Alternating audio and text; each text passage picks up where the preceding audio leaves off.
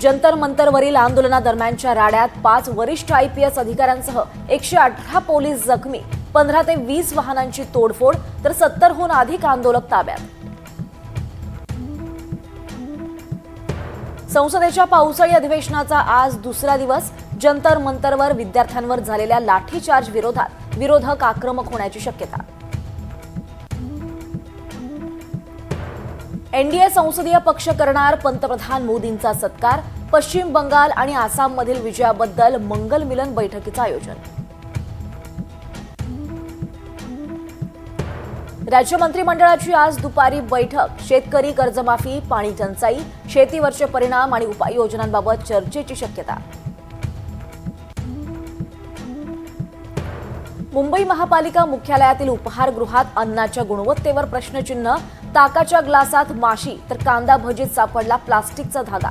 अनेक ठिकाणी अस्वच्छता असल्याची तक्रार. मुंबई महापालिकेच्या प्रत्येक कार्यालयात आता तंबाखू खाणाऱ्यांना नो एंट्री. सभागृह नेते गणेश खणकर यांची सूचना मंजूर.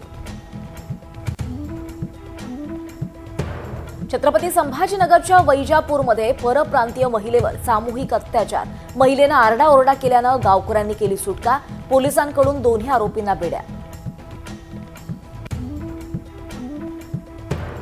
पाऊस करणार तुफान बॅटिंग. मुंबई, ठाणे, रायगडमध्ये आज ऑरेंज अलर्ट.